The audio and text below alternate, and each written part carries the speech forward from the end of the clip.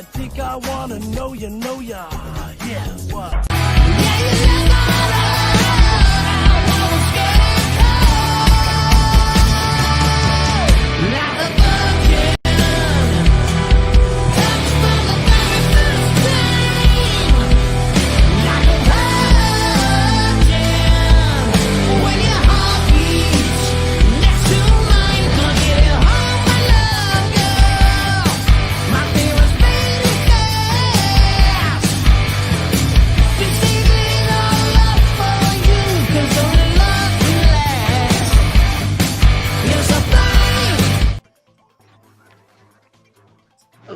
Brandon, we have a show.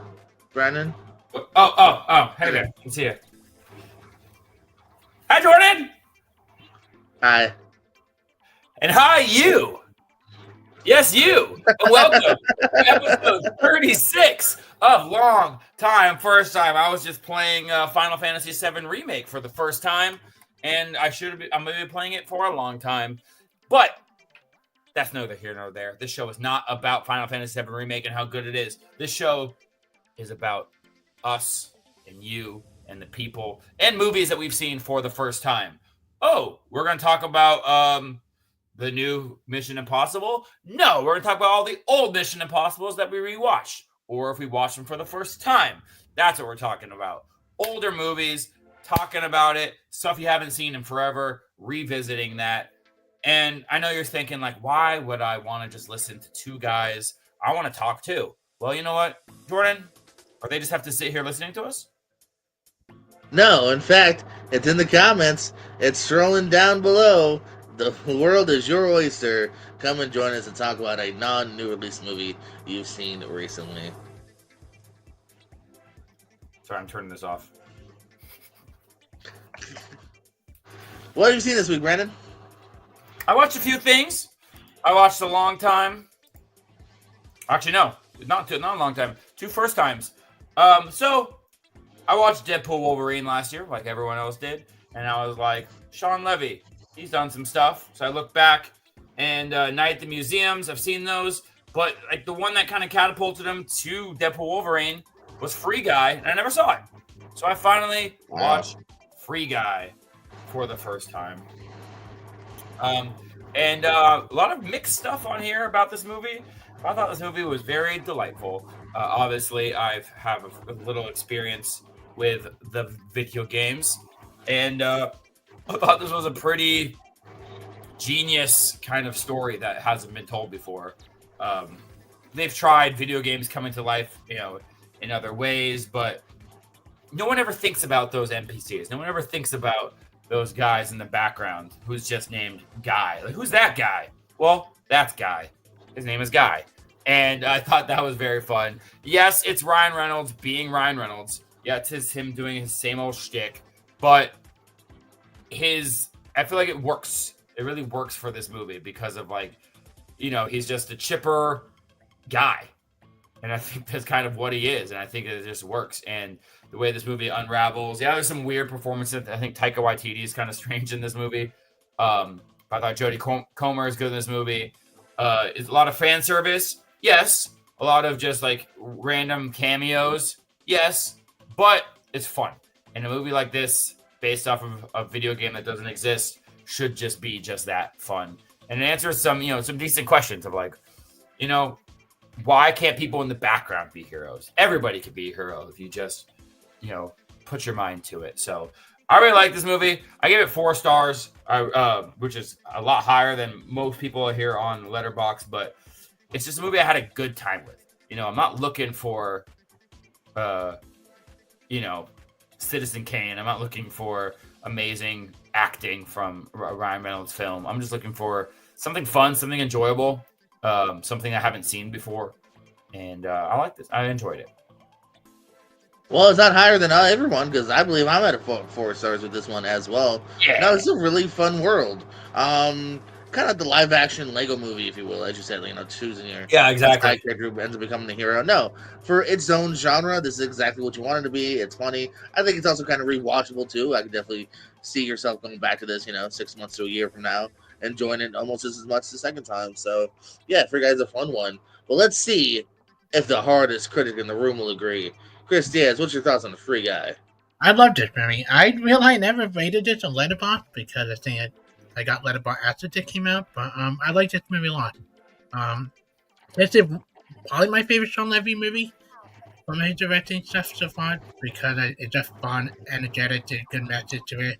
Yeah, I could repeat the weekend part movie, but it's just a fun movie. I think I gave it 4.5 stars if I had to rate it now. Letterboxd.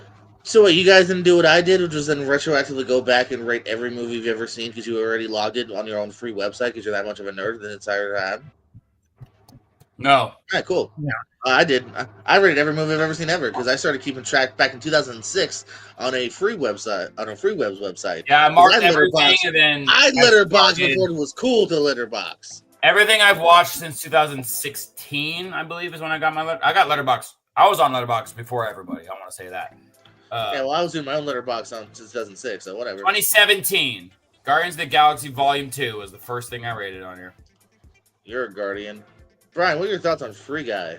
I enjoyed it, actually. I love the cameos. It's a lot of fun.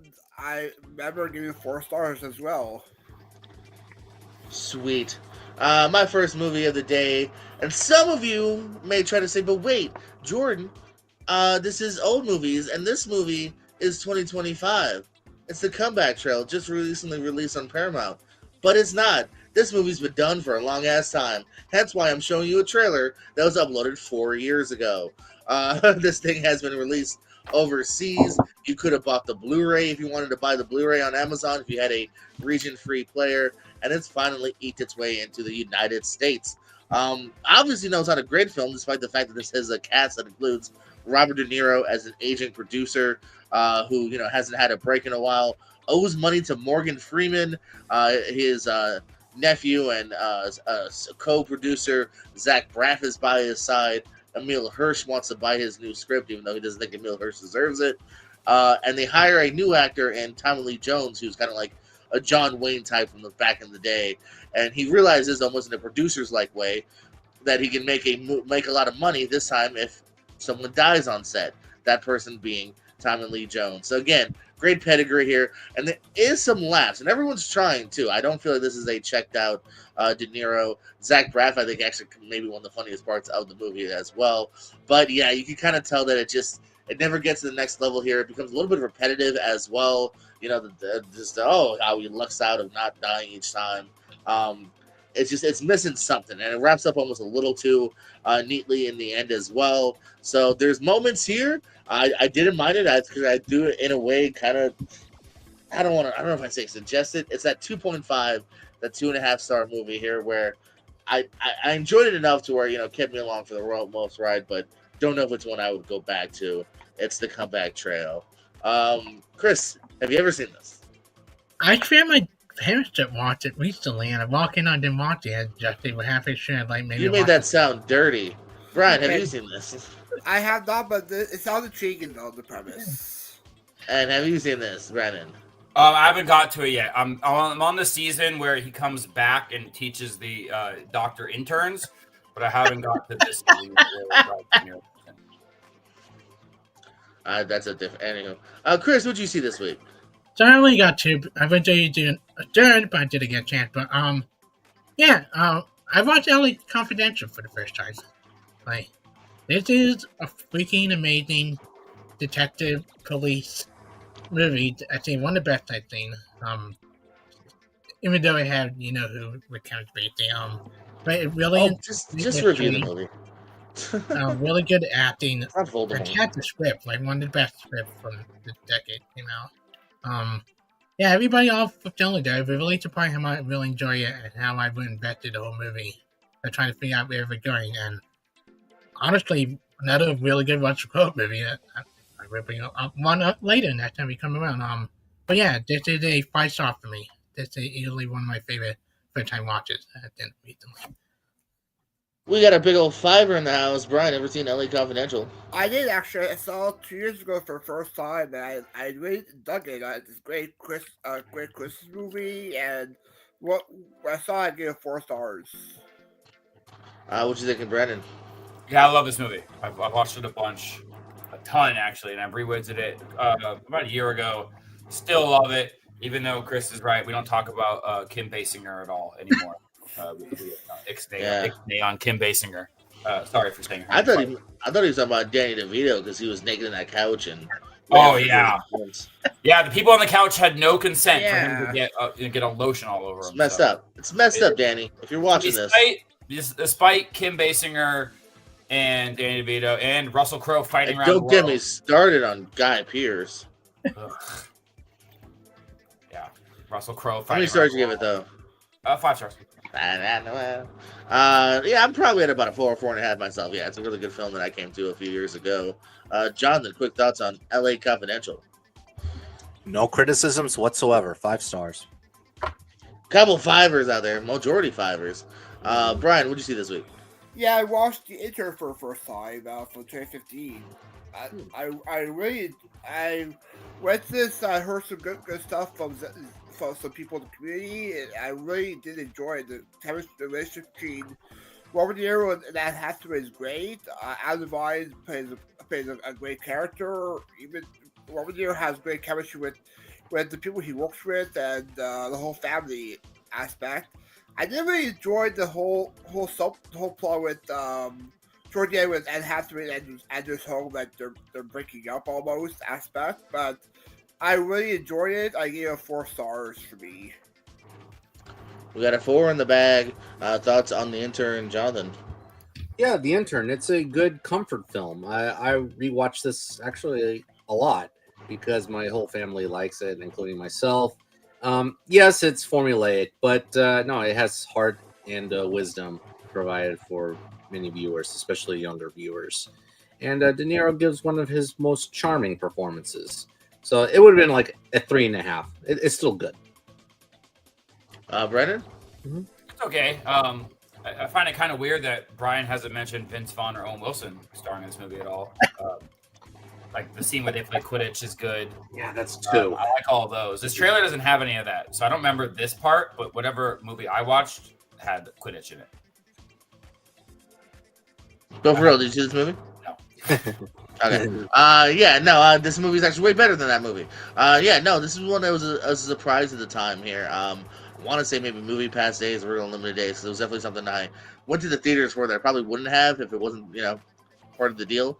Came out pleasantly surprised here. I think there's really fun, either, I don't know if we'll call it friend chemistry or just, respect chemistry between De Niro and Hathaway here. It balances both, the drama with the humor, I think, pretty decently here. So, probably about a 3.5. Like I said, definitely watchable on a recommendation. I'm gonna be honest with you. When he mentioned The Intern, I kind of rolled my eyes. Like, he's watching this like weird Robert De Niro intern movie. Why?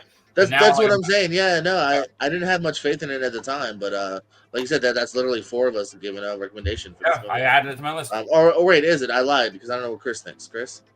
I liked it, movie. I remember seeing the movie theater when I used to work at the movie theater and liked it a lot. Definitely a 4-star for me. Very enjoyable movie. John, what did you see this week? All right, y'all are gonna be shocked when I say this title because this is one of those coming-of-age movies that many have seen and I have not. And in honor of The Life of Chuck coming out a little bit this week and then next week, I watched for the first time Stand By Me. Yeah, I watched Stand By Me. And this is a great movie. This is a great movie about friendship and a reflection upon friendship as to how they got to the one character's destination. So basically it's about 4 boys going on a journey to find a boy's dead body. But while on the trail, they simply get to know one another a little bit better, their stories, trials, and tribulations, and pouring out their almost feelings about their lives, their terrible childhoods. And it's basically a combination of a summer hangout movie and a summer odyssey with reflection that is just poignant, nostalgic, sometimes funny, but achingly honest. And out of the young kids, River Phoenix gives the best performance as he talks with Wheaton about potentially staying in that Castle Rock, the name of the studio, obviously later on, as he does not amount to anything in his younger days, but he persuades his best friend to go out there and pursue his dream. Talking to Wheaton. So Yeah, I think this is a heartfelt, bittersweet coming of age movie that that is just honest and refreshing. And Rob Reiner did a great job adapting this Stephen King novel. So, 5 stars. We got a 5-er. Brennan? Yeah, this movie is a classic. This movie is great. The kids do a great job. Great chemistry between the kids. Kids always get weird when it comes to acting. So these 4 main kids do an amazing job of holding this movie together. Kiefer Sutherland's a real piece of shit in this movie, and that makes it good. You just want that guy to just get shot in the face, and you're rooting the whole time that they do, and they don't. But it's still good. So I think it's pretty cool that they took just the tiny little short film and a short story and just made it into something classic like that. Like no one really talks about. I'm in the Stephen King kind of novel verse right now since I'm reading a bunch of them, and I'm on TikTok and everything. So kind of my algorithms all like that, and no one talks about The Body really at all.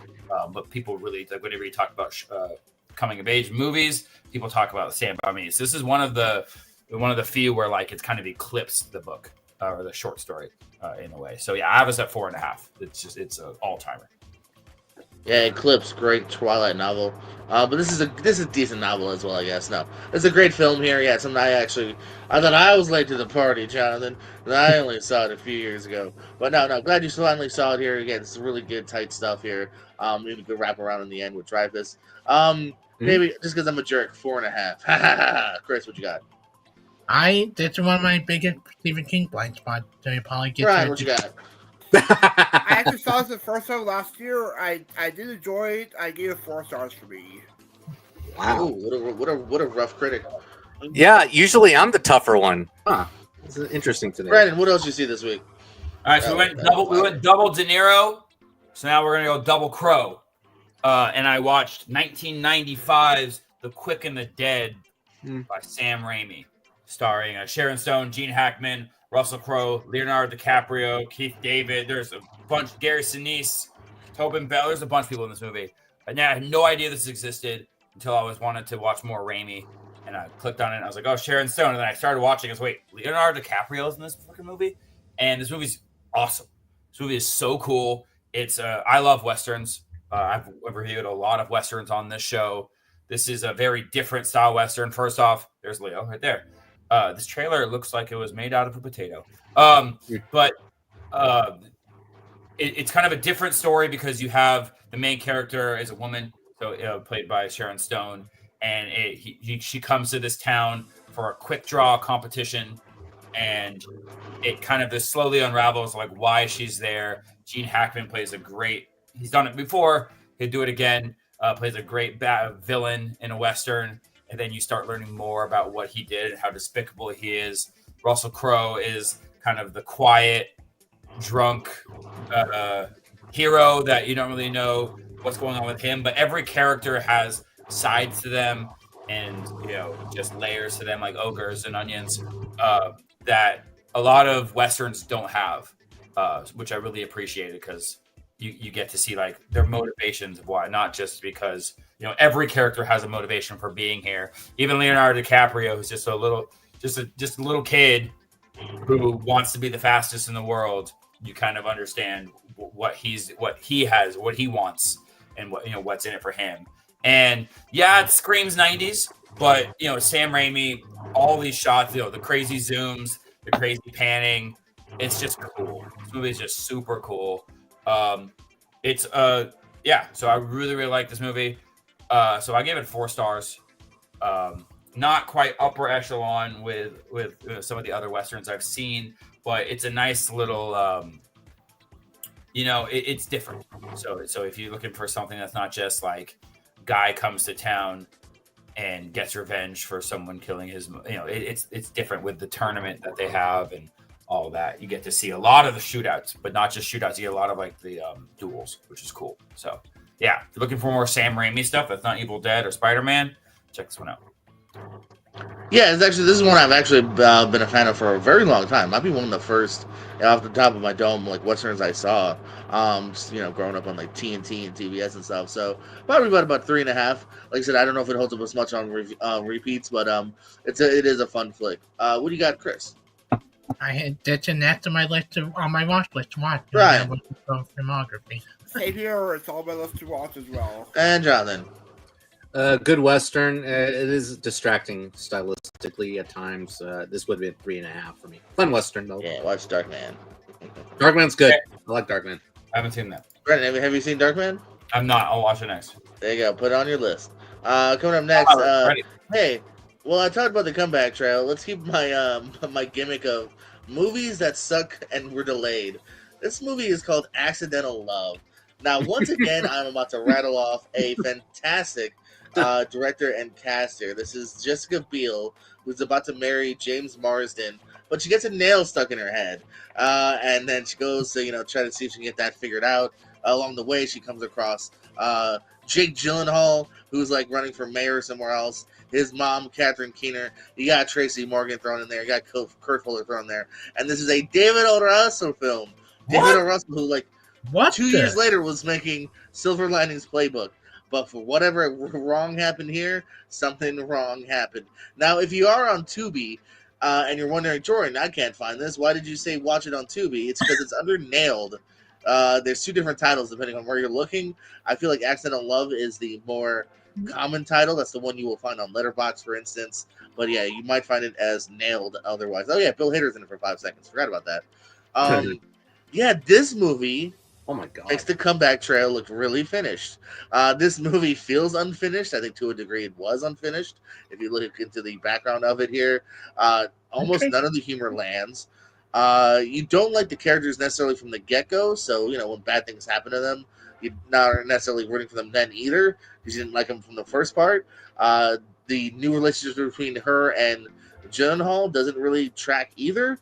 It's not funny. I think Tracy Morgan's there just to try to be funny, and I don't think he had much of a plot, because they were like, hey, you're funny, just be there, be around. Because I don't even know why his character hangs around for half the movie. But yeah, this is a rough movie, y'all. This is a David O. Russell movie. I might even be being too nice on it. I'm giving it 1.5 star. There really was not much to like about this movie here. Yeah, it was a rough one, and everyone talk about how you probably haven't seen it. Chris? No, and now I'm curious to see how bad it is. Oh, Brian? No, it's first. I have not. That's what I thought. Jonathan? I've heard of it. That's it. It's real. It's real. It exists, Brandon. Yes. Liar. Chris, what else you watched this week? So I'd continue my Russell Crowe thing. I watched The Insider for the first time. I fucking love this movie. I didn't know what to expect going in. Calm down with the cursing. You're cursing too much lately. Yeah, but I Watch have your fucking mouth. a great drama, little thriller, like a bunch of paranoid stuff. But I was shocked to find out Russell Crowe did not win the Oscar for this. And this is probably my favorite performance for him. Oh, Not my favorite hairpiece. Yikes. But it's just you really sympathize with his character. He does a phenomenal job. Christopher Plummer is fantastic. I did a great thing with him, Al Pacino, to the end. And Al Pacino's fantastic. This is probably my favorite Michael Mann movie, besides Heat. Yeah, I freaking love this movie. It's a 5-star for me. Definitely one of the best blind spots that I watched. We got back-to-back fivers, Brian. It's been a long time since I've seen it. I remember enjoying it. I believe I gave 5 stars, I believe. It's been a while. Jonathan? Great movie, 5 stars. Brandon? Great movie. I haven't seen it, but it's been on my list. It's been on my list for a long time. I've actually almost watched this movie a bunch of times for the show. It's happening so many times where it's like, shit, I've been meaning to watch this for the show, then someone beats me to the punch, then I wait a couple weeks to let it breathe, and then I forget to watch it. Hold on. I don't think that has ever happened on this show. Don't be a liar. What? No one's reviewed The Insider on the show. No, not this. I'm not saying this particular movie. I'm saying Oh, okay. there's movies that I've been like saving for the show. I'm like, I'm gonna watch this, and I should. No, watch I it. got you. And then, like the next day, someone reviews it. I'm like, shit, now I gotta wait. Not Insider. I mean, what is your problem not seeing this, Brandon? Seriously. You've never seen this either. I have a good point. Yeah. All right, Brian, what else did you see this week? Yeah, I mentioned this No, last night after ASAT. I watched Big Stand for the first time by Rob Okay. Schneider. What? Big Stand from 2007. Big Stand.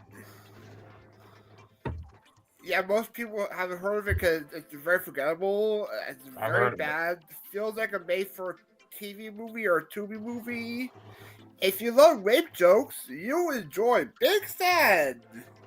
What Yeah. the? This movie is not funny. You got some Russian people in here like Randy Korcher and Bob Sapp. It's not good. You got Scott Wilson for The Walking Dead, The Warden, David Carradine as this master who teaches kung fu. It's not good. A 1-star movie for me. 1 star. Wow. Woo! I think Brian Brian made me laugh. Brian just made me laugh longer and harder than anything in Big Stan. Well, according to Letterboxd, none of us have seen this except for maybe me. Jonathan, quickly. I've never heard of this movie until today.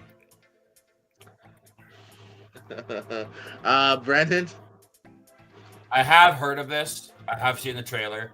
I have actively not refused, but just said I don't need to watch this.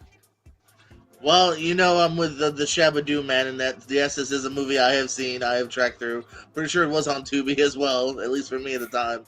Yeah, 1 star, and we might even be being just a smidge shoes and ice on it here. Yeah, it's definitely direct to video quality. It's definitely the lowest brow humor done over and over again.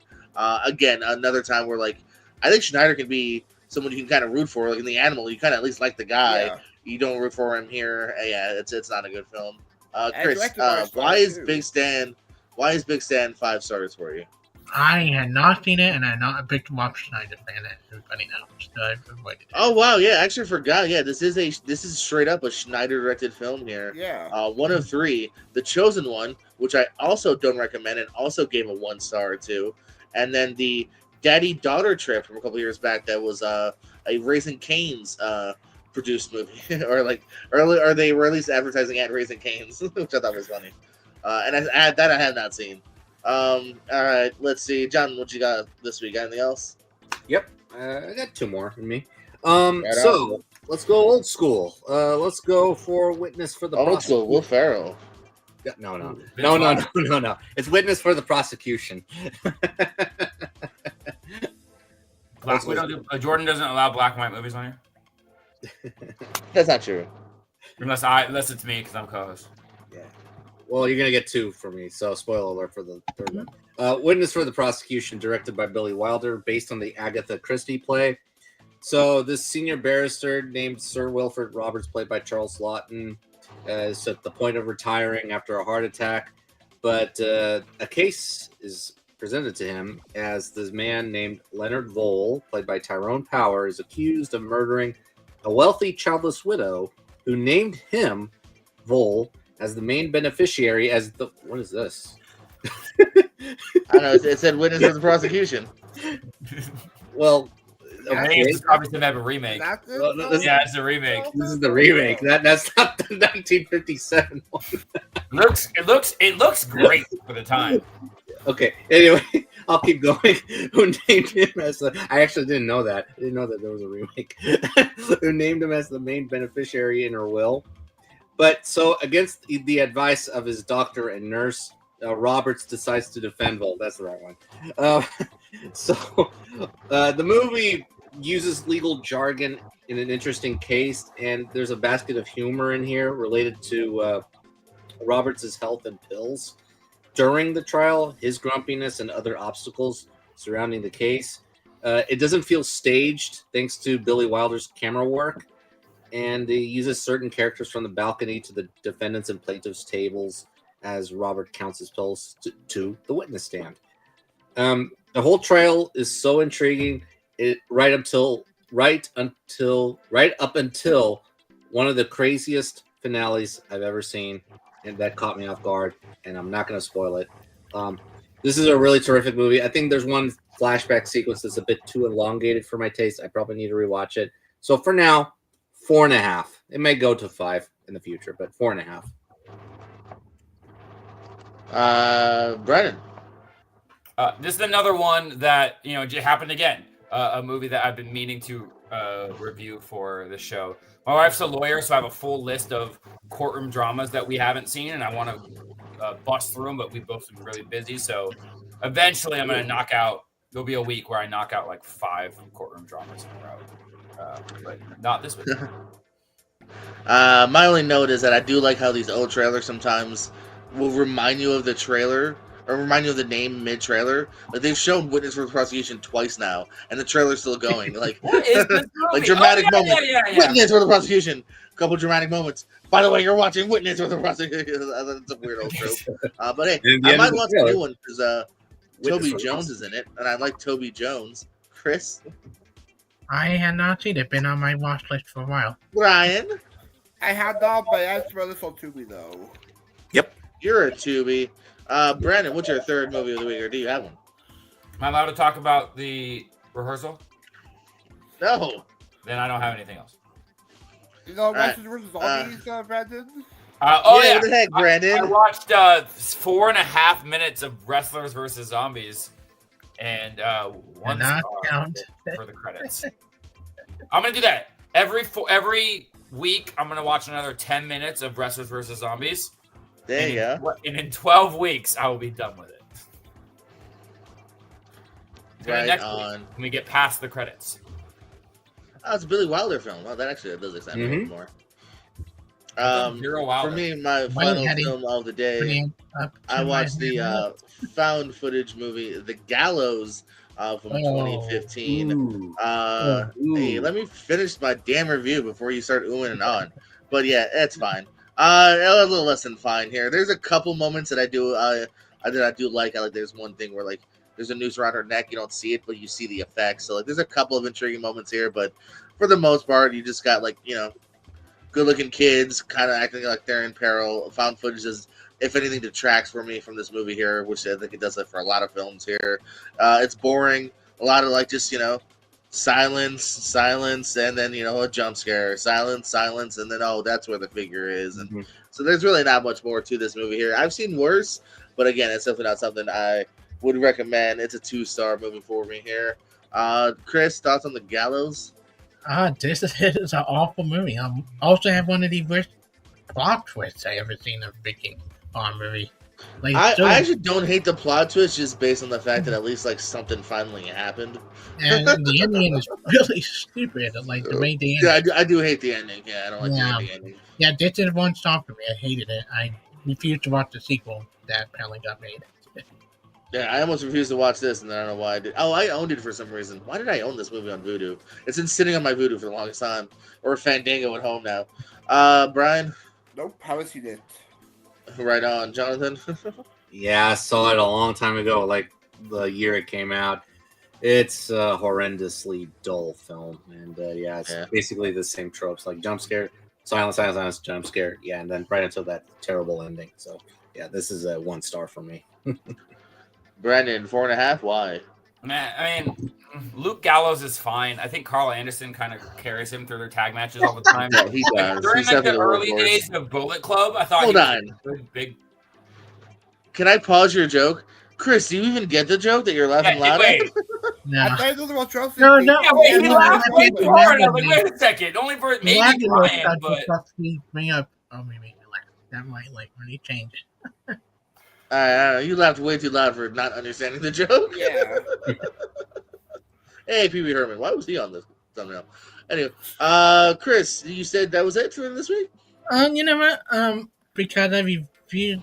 You know what? I bring out Final Destination movies because I haven't watched anything like recently. Let's go Final Destination 5 out of the 5 is until Bloodline was my personal favorite out of the Final Destination movie. just because it gave me characters that did kind of give a crap about, didn't want to see a lot of them die because besides the guy that gets killed by the Buddha statue, it's kind of a dick in the movie. Everybody else you kind of do like somewhat. And you do feel sorry for the one that turned villainy to the end. Like, yeah, the kill was good. The gymnastics scene is probably one of my favorite kill of all time. Like, and just some good joke to put a think pretty funny. Yeah, this is a 4-star for me. This is like up there with Bloodline and 2 for my favorite. Like, and Tony Todd is fantastic. Like, I love seeing Tony Todd pop up. And then the movie, and he gets some of the more darkest humorous moments. Yeah, a good conclusion to the series before they brought it back this year. I don't want to be blasphemous, but I feel like no one would have said fantastic until recently. Like, he's good, like, for the role, but he's barely not in that much. Brian? Yeah, I see it. I gave it 4 stars as well. Alrighty, and what you got, Jonathan? Yeah, I like this one too. The kills are really gnarly as well, and yeah, the twist is it's a great twist. And yeah, this would be like 3.5. It was my favorite sequel until Bloodlines. So you know, it is one of the good ones. Brennan? Yeah, this is one of the only, like, we've talked about these movies like 5 times now, I think, on the show. And they all always say the same thing. Like, they're very samey. This is the only one that, like, stands out to me besides the first one because of that ending. So yeah, it's good. 3.5. One of the better ones. Yeah, no, I'm more inclined with you and Jonathan here. I think 4 is too much because, again, you're borrowing so much from the other ones that you are really kind of watching the same movie again. Right, to where, yeah, it does eke it up to where it is a good movie and it's a recommendation. I just find it hard. I find it hard to get to a 4 is all I'm saying. 3.5, it tracks a little bit more for me, personally. Let's see, that was Chris. Eric, have you seen the Final Destination 5? Yeah, that's exactly what I joined. Not necessarily, but I'm here talking about Carl Anderson. Yeah. I will defend Luke Gallows, but I also prefer Carl Anderson a lot more. Yeah. No, Final Destination 5. I think it's one of my favorite sequels as well, but I wouldn't go as far as to put it at 4. So 3.5 feels fine for that. But I like it a lot. Brian, what else you got this week? Yeah, I finished it yesterday. I watched Doubt for the first time for 2008. Yeah, Robin Williams? No. But that's Mrs. Doubtfire, sorry. Yes, I really enjoy this movie. It's about this relationship between this reverend and one of the students, and I really dug performances by Meryl Streep and Phil Seymour Hoffman. I would have liked Seymour Hoffman win that year, but it went against Heath Ledger for the Oscar. Also, Amy Adams is great in the film as well. I was hoping for some more Viola Davis, but she's mostly toward the last half of the film. But I really dug it. I gave it 5 stars for me. Really? Wow. Yes. We got another 5 in the bag. Wow. I dug it. Oh. For me. Wait for your turns. Eric, thoughts? I was going to say, I doubt Brian Nussbaum has seen many adult movies, but I'm happy he has. I haven't seen this one, though.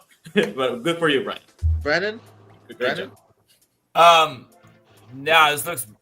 I've been thinking about watching this all the time, but it looks boring. And I'm Jewish, so I don't really want to look about, like, a bunch of nuns and stuff. Watch Mrs. Doubtfire, though. That movie is great. Yes, it is. I don't know. I would actually disagree that it's boring. There's at least several moments that are not boring. This looks... I haven't seen it. And if you're Jewish, like, good, then you'll hate Philip Seymour Hoffman. You're like, I'm glad I'm Jewish. I don't want to hate him today. I want to stay in my heart forever. Chris? I freaking love this movie. I remember seeing it back when it came out in my community theater, and I loved it. I think Viola Davis, phenomenal in the movie, even though she's not in a lot. Her scene is a standout. Meryl Streep, fantastic. Amy Adams, once again, proving how great an actress she is. Yeah, this is a 5-star for me. Yeah, I skipped me for some reason, but yeah, no, this is a great moment here, or a great movie. Sorry, with some really great monologues and moments in it. In between, we mentioned all the people that kill it here. Don't forget too, like you saying you wanted more Viola Davis. This was still like her breakout performance at the time, despite being around from like the mid to late '90s. This was finally like her first really Okay. juicy performance, and it's a memorable performance. Like you said, there's really only one or two scenes that she kind of gets to be juicy in, and she kind of steals it. And you remember that character and her, despite only being in it for a little bit here. So big shout out to her. That's why she's one of my favorite actresses of this, the last 20 years. That's one of the reasons. So yeah, it's a great film. It's a 4-star movie, definitely worth checking out. All right, now we're on to Jonathan. His thoughts on Did the we film? skip I'll Jonathan? have to get to it, and then I'll get to Oh, you. that's right. I got all good because I skipped me and then I skipped everybody. Now we're on to Jonathan. No, we can transition to me before I do my last movie. No, Doubt is really good. It's a really good, well acted movie. No bad performances. Great performances all around.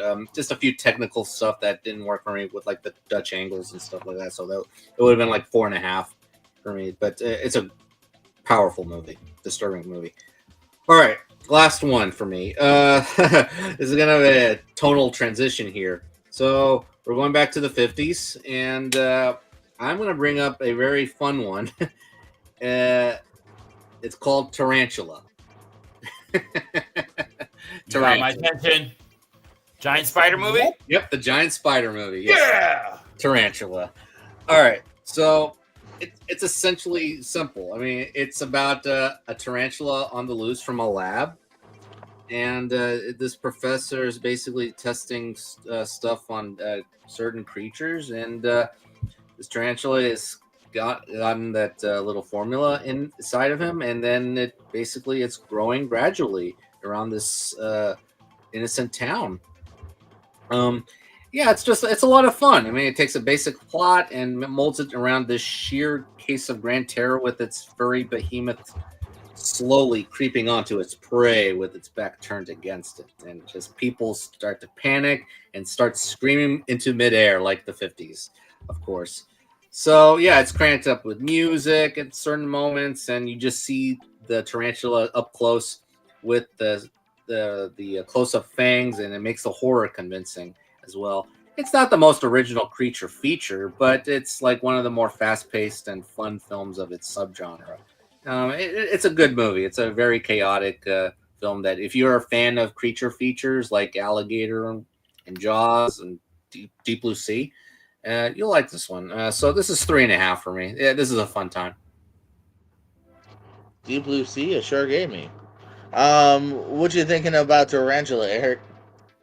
It looks fantastic. I love those old trailers with the very big letters showing everywhere. Oh, the most exciting trail of all time, Tarantula. I love the font on the title card as well. Looks great.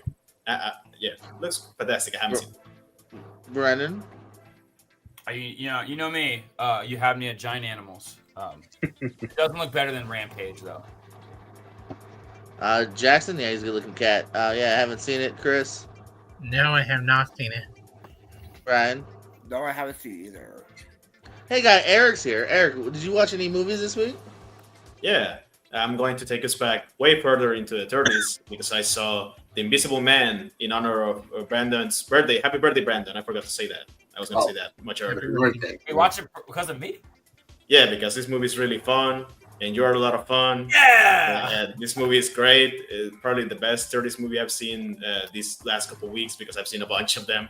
But this one is fantastic. Claude Rains stars as the titular character. He's just like the way you think about fun horror villains. He's like the most fun you can ever see. Well, not see. Like he has a fantastic voice. He's very look, font letters in the trailers. He's just such a funny bastard. He does a lot of fun crimes. He also kills. You can see or not see him over there. James Whale directed this one, the same guy who did Frankenstein and Bride of Frankenstein. There's such a lot of bunch of funny moments in this movie. You wouldn't think of it like from a universal horror movie of the time. Yeah, you still the bite of somebody over there, and the effects look great. Like for the time or now, I guess like there's only like 1 or 2 scenes that doesn't look great, but other than that, The Invisible Man 4.5 stars. I didn't go 5 because it's the first time I've seen it, but probably later 5 stars. You're one of those. Brennan? I'm also at a 4.5. Oh, I am due. I'm gonna add this back to my list. I watched it just a few years ago for the first time, and I love this movie. I think I watched the new one, and then I was like, let me watch the original one. And I was like, I love the new one, but the original one, it's very different. But right, this movie looks great still. The effects are still awesome. I love all the practical effects. The bike moving by itself, all the stuff moving by itself looks so good. I think the black and white kind of helps it. I feel like if it was in color, it wouldn't, you might be able to see, the effects. But being in black and white, they were able to hide it very well. And it's actually like surprisingly funny. It's a really funny for this monster, this Universal monster movie. I wasn't expecting that. So yeah, I've seen like Frankenstein. I've seen the first ones of all the Universal monster movies, and this one's like by far my favorite one and the most enjoyable to watch. So yeah, also 4.5 stars. Haven't seen. Chris? I've not seen it. I have not seen it. Ryan? Haven't seen either. Jonathan? It's very good. It's one of the best Universal horror movies. How many stars? 4. Yeah, I like Frankenstein and Bride of Frankenstein more, but Invisible Man is definitely one of the I best. will get around to watching it for next year for movie, like the movie Wall Street, but not today. Only late this year. What? Anywho, Eric, what else you seen this week? Well, I also saw Bride of Frankenstein. Since I was right there. Bride of Frankenstein. I think a little bit superior than the first one, not by a lot, but I think we get a lot more character development for the monster himself. I think Boris Karloff really shines in this one. He gets a really good stretch of like the time when he is befriending the blind man. I think that part is great. Like that just tugs at your heart. Like that's why Frankenstein's monster is the favorite of all people, because he's a bit more developed. He shows both the innocence and the rage and all that, and I think he's great in this one. He gets to shine a lot more than the first one, but still great. The Bride, I feel bamboozled. She only shows up like at the last 10 minutes. False advertisement, if I ever seen one. But I like the character of the doctor who wants to make the Bride. It's not the guy who made Frankenstein. It's another guy, Dr. Pretorius. I think it's a lot of fun. Henry Frankenstein is also fine. I think he doesn't get to do much because he's like, oh, I don't want to do it. And then, fine, I'll do it. Well, but whatever. This one is also a lot of fun. This is the one James Whale directed after The Invisible Man. So that particular character over there, I don't remember her name, but it's Millie, something like that. She's a lot of fun, has a lot of fun reactions. The camera work is also much more dynamic than in the first movie. And probably 4 stars, closer to 4.5 than 4, or whatever. 4 stars feels nice. we needed more Bride. No, I hate that. What are you trying to give a 4.3 out? What are you trying to do here, Eric? Brandon. in the middle. This one I have not seen. I need to, but I have not seen this one yet. The Monster Talks? Ditto. Chris? Yeah, the Monster Talks. I have seen Frankenstein, but I have not seen Bride of Frankenstein. Ryan? I want to see Young Frankenstein, not Jonathan? Frankenstein films. Watch that next. It's your homework. This is my favorite one of the Universal horror movies. Yeah, this is a great one. Fantastic. I prefer The Mummy with Tom Cruise. Get out of here. Eric, Yeah. is anything else this week? It's Eric time. That's Eric's time. Yeah, I'll throw one more quick. I saw 20. I want to try to get the number right. 20 Million Miles to Earth. It's what's his name? Harryhausen movie from the 50s. It has a really fun creature in it. I don't remember the name of it, but the creature is from Venus, and that's kind of fun. Like they always go to Mars. Why did they never go to Venus? I don't know. But in this movie, they go to Venus. It takes place mostly in Italy. The Italian characters are really fun because they have accents, but they're clearly American. And I know a lot about accents, whatever. The effects in this one are pretty great. Harryhausen is like that's his last name. That's not Harryhausen. Harryhausen's full. He's right. Those effects are really good. It's a lot of fun. It's on Tubi. It's like an hour and a half or maybe less. There you go, Venus. 50 trailers. I love 50 trailers. 3.5 stars. It's a lot of fun. Brandon? I have not, but I need to start knocking out these Harryhausen movies because I'm adding them all to my list. I saw Jason the Argonauts. That's all I've seen. Chris? I have not seen it. Brian? Same answer as before. Haven't seen it. Jonathan? I haven't seen it. Uh-huh. All right, well, somebody saw it. Hey, you beat us all. This is last call, y'all. If you'd like to join us and talk about some movies, do it now. It's in the comment section. It's scrolling down below. Yeah, but if not, we'll start to get into some plugs and parting words here. Christopher Diaz, the floor is yours. You can find me here anyway. And as always, happy to be on. I will probably have more movie to talk about next week. Just a little bit slow this week with stuff to watch. But happy to be here. Brian. Yeah, you can find me on most show spaces, Multiplex, TBN TV, and Eric on T-Match coming up. Not sure when, though. We heard Network will be on tomorrow night for Best Dramas Part 2. And sometimes Shirley Pierce go do trivia or launch that first time. Jonathan. Yeah, thank you for having me on today. You can find me on social media platforms on Twitter, Instagram, Letterboxd, Blue Sky, and Threads at different variations of Cynic Caro. Instagram, I just wrapped up Revenge Movies. I'm not going to tell you the winner yet. Next week, I'll do Stephen King adaptations on my Instagram in honor of the life of Chuck. And next week, I'll be on Movie Hero Network doing Dramas Part 3 and also Dad Movies. And this is going to be a fun week. So that's it. Papa, can you hear me? Eric? Yeah, catch me at WWT ASAT. That's me, Eric, the white guy. The white guy. Yeah, there you go. I forgot. Yeah, Why Would Up Horror Trivia probably next week. My next match is coming up. That's why I've seen a lot of horror movies. This is my own doing. I picked this category, the one with Universal Monsters. What else? Multiplex. I'm sure one of those matches coming up soon next month. TBNT, my match with Brian is a good one. Watch the CWT sports one with Brandon and Joey. I'm not in that one, but it's a great match, even if you don't like sports. It's a really good match. Second best Brandon match this year. That's the one I was in. Probably, yeah. I agree. And now the only person that only had 2 movies, he's a slacker, Brandon. I started this show. I can end this show, okay? I can do whatever I want. Chris, say the F word for me. Go. Wow, you're terrible. Yeah, thank you for having me. I'm so glad to be here. You can see me everywhere. You can see me lose last night. You can see me lose to Eric. You can see me lose to other people, all in every channel.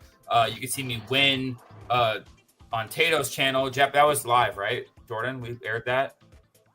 Yeah, sure, buddy. Sure. The only time I win is when it's backstage. So yeah, go ask Tato for the questions. You can imagine me winning that. Yeah, but you can check me out here every week.